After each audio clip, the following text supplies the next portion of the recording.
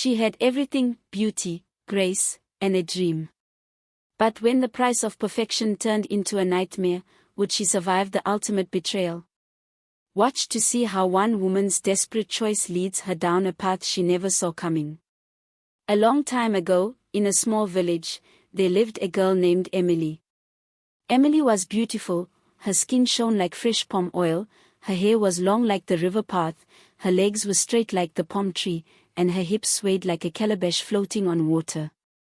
Men would stop and stare whenever she walked past, women would glance and whisper. Some would say, "Oh, this girl is too fine," others would shake their heads and say, "But beauty without everything is nothing." They said all these not because she was poor or senseless, but because Emily had a problem, a big one in the eyes of the villagers. She looked just like a boy. From the front, her chest was as flat as a cooking pan, even little girls had more breast than her. She looked at her friends, the women in the village, the girls younger than her, they all had something on their chest, something big. But she had nothing.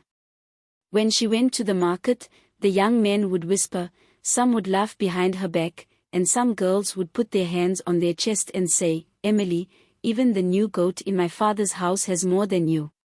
Then they would laugh and clap their hands. Emily felt ashamed, so she started stuffing clothes inside her bra before going out. She would press and shape it until it looked real. Men would admire her, call her fine girl, and follow her around. But when one got close and found out the truth, he would run away like a chicken escaping a knife. They always said it felt like having something with your fellow man in bed, nothing to grab. One day, a rich man from another village saw Emily. He liked her big hips, her long hair, her smooth skin, but he never knew her big chest was stuffed with clothes. Being ignorant of this, he approached her and told her, "You are the woman I have been looking for. Marry me." Emily was happy, she thanked her gods. Finally, she would have a husband. The wedding day came, the village danced, the drums sounded, the women sang, Emily smiled. But that night, when she took off her clothes, the man's eyes widened, his mouth opened, but no words came out. Where is it?" he stammered, pointing at her chest. Emily looked down, then back at him. "This is how I am," she said. The man screamed. He grabbed his cloth, tied it around his waist, and ran out of the house like a madman. Emily sat there, the candle burned low, the night was quiet, and the tears fell. Her husband had run away, and this was just the beginning of her story. Emily could not stay in the village anymore. Everywhere she turned, she saw pity in people's eyes. Some whispered, "That is the girl whose husband ran away on the wedding night." Others laughed behind her back. She had no husband, no money, no future. So, one morning, before the rooster crowed, Emily took her small bag, tied her wrapper tight, and entered a bus. The road was long, the journey was rough, but she did not care. She was going to Lagos. Lagos was big. Lagos was noisy. Lagos was fast. From the moment she stepped down from the bus, she knew this place was not like her village. Cars honked like angry goats, traders screamed at the top of their voices, children ran between moving cars like they had 9 lives. Emily held her bag tightly. The crowd pushed her, the dust covered her, the noise shook her ears. So this is Lagos, she whispered to herself. She went to stay with her uncle. He was a strict man with a face like a bitter cola. The first night, he told her, "Emily, this is Lagos. Nobody will dash you food. You must find work." The next day, she woke up early and began searching. She walked from street to street, knocking on doors, begging for work. "I can sweep, I can cook, I can do anything," she said. But every time, she heard the same thing, "Where is your school certificate? You cannot read or write. Sorry, we cannot employ you." Emily was tired. Emily was hungry. She sat by the roadside, her stomach singing songs of hunger. That was when she met Grace. Grace was bright like the morning sun, her clothes were fine, her hair was neat, she had gold rings on her fingers and a big smile on her face. "Sister, why are you sitting here like a lost goat?" Grace asked. "I am hungry. I have no work. I have no money," Emily sighed. Grace laughed a deep, rich laugh. Then she opened her bag, brought out food, and gave it to Emily. Emily ate fast, the food sweetened her soul. "I can help you," Grace said. "Really?" Emily's eyes shone like the stars. Grace nodded but then said, "The work is not for small girls." Emily frowned. "What kind of work?" Grace smiled a slow smile. "Night work." Emily didn't understand, but she was hungry. She needed money. "I will do it," she said. Grace just laughed again. "We shall see." And just like that, Emily's life in Lagos began. Lagos had changed Emily. At night, she painted her lips red, wore short dresses that hugged her body, and followed the other girls into the bright streets where men with deep pockets waited. Some men liked her face, some liked her big hips, some liked her long legs. But many of them, after a few minutes, would shake their heads and walk away. "Oh, this one is not complete," some would whisper. "Fine face, fine hips, but her front is like a boy's own." Others would say, laughing, "She's got a nice face, nice body, but no chest." Emily heard everything. She pretended not to care, but inside, her heart burned like hot charcoal. Then, one night, Mr. Thompson arrived. Mr. Thompson was not like the other men. His stomach was big like a drum, his fingers were full of gold rings, and when he talked, everybody listened. "I want that one," he said, pointing at Emily. Grace's eyes widened. She nudged Emily. "Oh, this is your lucky night, my sister." Emily followed Mr. Thompson to a big hotel. The bed was soft like pulp, the room smelled of rich men's perfume, and the air conditioner was colder than her mother's breeze. The night ended. Mr. Thompson sat up, looked at her, and threw a bag of money on the bed. The bag landed with a thud. Emily's heart jumped. She had never seen that much money before. Her hands shook as she picked it up. "Thank you, sir," she said, bending her knees in respect. Mr. Thompson smiled but then said, "Next time I see you, make sure your chest has grown." Emily froze. She looked down at herself, then looked at him. "Grown?" she asked, confused. Mr. Thompson waved his hand. "You're a fine girl, but your body is not complete. Use that money and do the right thing." Then he stood up, put on his abode, and left. Emily ran back home, the money clutched in her hands. "Grace, what does he mean?" she asked. Grace laughed. "He wants you to do surgery, my sister. He wants you to add something to your front." Emily's eyes widened. She had never thought about that before. She had dreamed of it, yes, she had wished for it. But to actually do it? She sat on the bed, staring at the money. "What if I do it?" she whispered to herself. "What if I become beautiful everywhere?" The thought excited her, the thought scared her. She closed her eyes, took a deep breath, and made a decision. Tomorrow, she would visit the hospital. Early in the morning, before the sun had fully stretched its arms, Emily and Grace entered the hospital. The air smelled of medicine. Nurses walked up and down, their shoes clicking on the cold floor. The doctor was an old man with glasses that sat low on his nose. He looked at Emily and asked, "Are you sure about this?" "Yes, doctor," Emily said, gripping her bag tightly. The doctor leaned forward. "There could be problems later. Complications." Emily waved her hand. Doctor, I don't care. I want to be like the other girls. The doctor sighed and nodded. All right, we will begin tomorrow. The next day, Emily lay on the hospital bed. Bright lights shone above her, and cold metal touched her skin. The last thing she heard was the doctor saying, "Count down from 10. 10, 9, 8, darkness." When Emily woke up, the first thing she felt was pain. Her chest burned like hot pepper soup. She tried to sit up, but a sharp pain shot through her body. "Oh," she cried. Grace rushed to her side. "Emily, relax." "Let me see," Grace said. Slowly, Emily turned to the mirror. And then she saw it. Her chest was full. Her body was perfect. She looked complete. Emily smiled.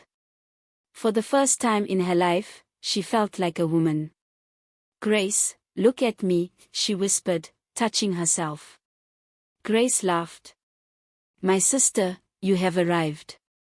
2 days later, Emily stepped out for the first time. The night lights of Lagos sparkled.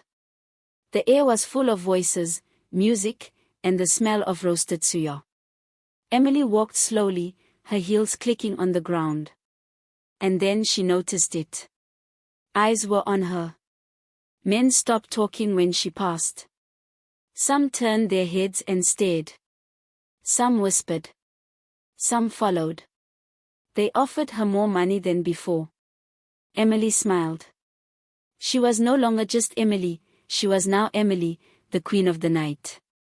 But 2 weeks later, something strange started happening. Emily woke up one morning and tried to put on her bra. It didn't fit. She frowned. Did I buy the wrong size? She asked herself. She tried another one. It didn't fit either.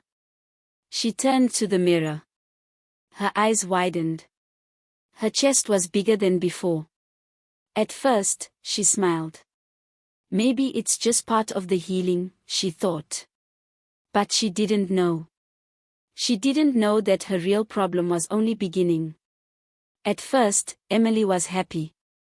She stood in front of the mirror, turning from side to side, admiring herself. Her chest looked fuller, rounder, perfect. Maybe it's the medicine working, she told herself, smiling. Her clothes hugged her body better. Men stared even longer. The money doubled. Grace clapped her hands and laughed. "Oh, Emily, you are now the queen of the night." Emily felt on top of the world. But 3 days later, the happiness started turning to fear. One evening, Emily reached for her bra. She pulled it, stretched it, twisted it. It didn't fit. "This is strange," she frowned. She tried another one. Too tight. "Maybe I need a bigger size," she thought. But every morning when she woke up, her chest looked bigger than the day before. She could no longer wear her old clothes. Everything felt tight. Even walking felt different. Then came the pain.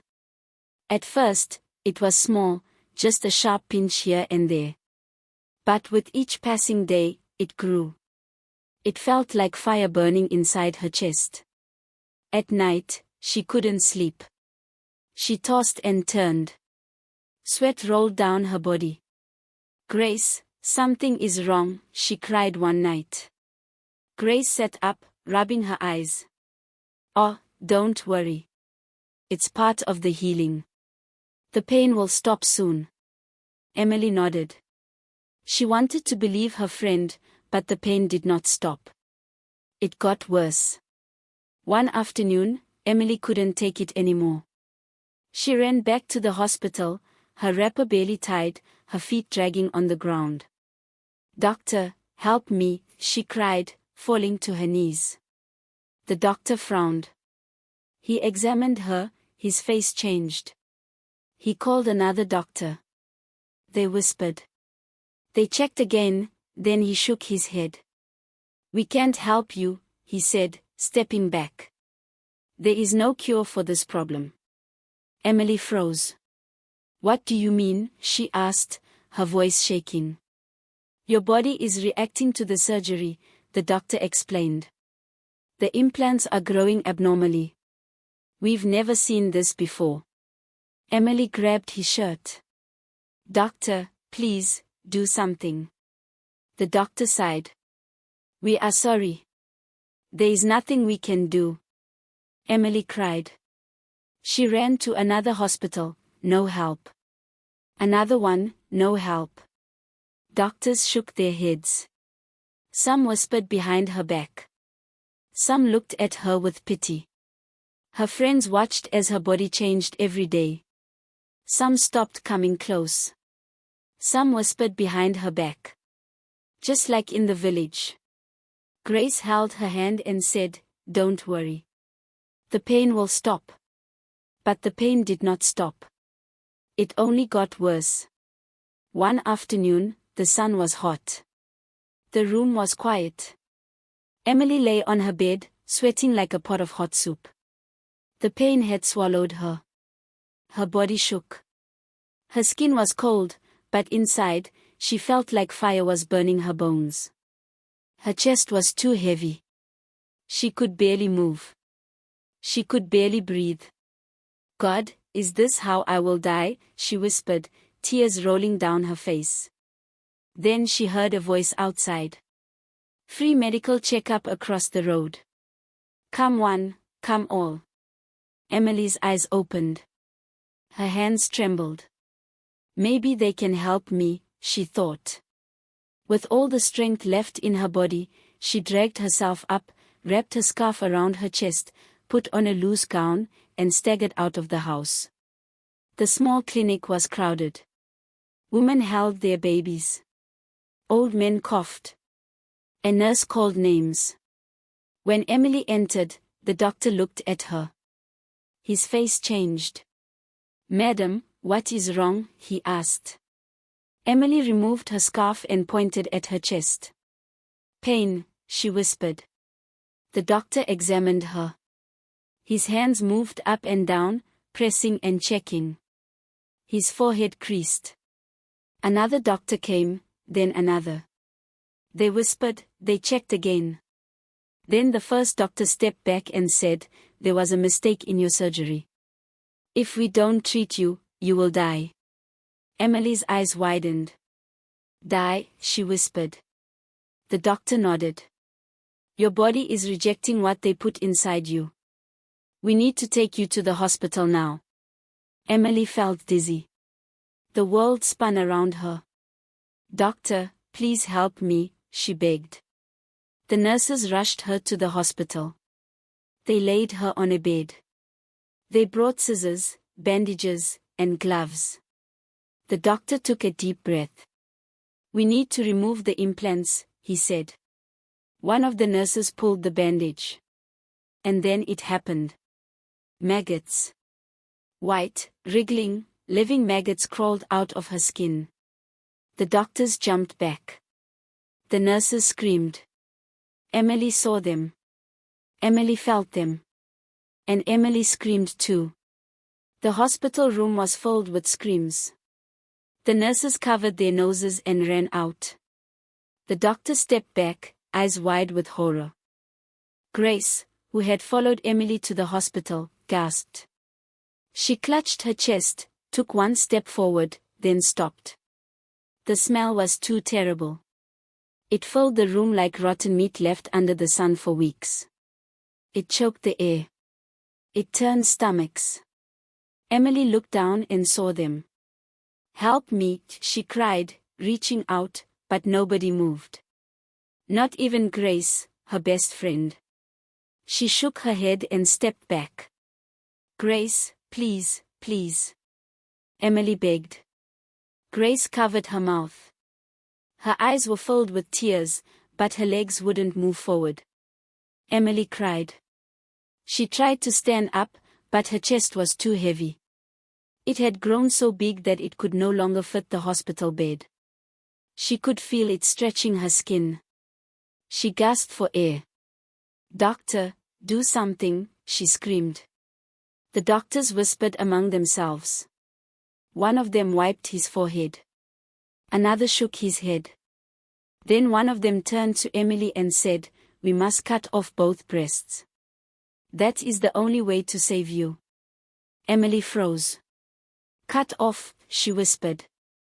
The doctor nodded. "If we don't, you will die." Emily's lips trembled. She shook her head. "No. No, I can't." But then the pain hit her again. A deep, burning, tearing pain. She clutched her chest and screamed. "Cut it," she shouted. "Cut it off. Just save me." The doctors moved fast. They rolled her into the theater. Bright light shone above her. The air smelled of medicine and death. She saw the knives. Her heart pounded. Then she heard the doctor say, "Count down from 10. 10, 9, 8, darkness."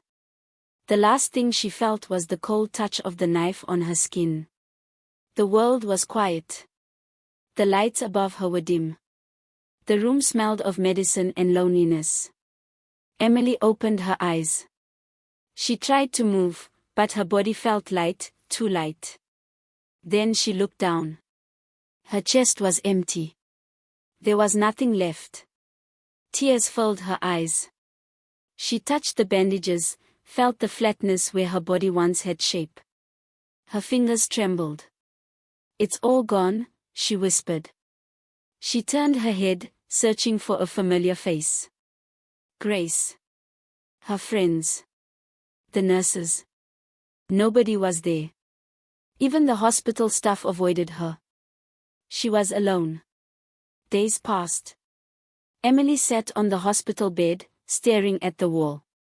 She remembered everything. She remembered how she hated her body. How she cried when men laughed at her. How she desperately wanted to be like the other girls. She remembered Mr. Thompson's words, "Next time I see you, make sure your chest has grown." She had done it all for them. For men who saw her as nothing. Now, she had nothing left. She closed her eyes, and for the first time, she wished she could go back to the village. Back to the girl who stuffed cloth into her bra. Back to the girl who still had something left to lose. One evening, the doctor came. He pulled up a chair, sat beside her, and asked, "Why did you do this to yourself?" Emily looked at him. She wanted to lie. She wanted to say it was a mistake. But tears betrayed her. "Because men mocked me," she said, her voice shaking. "Because nobody wanted me. Because I had no work." The doctor listened. He did not interrupt. When she finished, he took a deep breath and said, "You don't need a man to value you." Emily stared at him. "If you want to work, I can give you a job here," he continued. "You will start small, cleaning, helping patients. But it will be honest work." Emily's eyes filled with tears. She nodded. She had learned her lesson. She had lost too much. But this time, she was ready to live with what she had. And so, Emily picked up the broken pieces of her life and started again. If this story shocked you, don't forget to like, share, and subscribe. Share it with your friends and be part of the conversation. Let's see who else is ready for this unforgettable journey.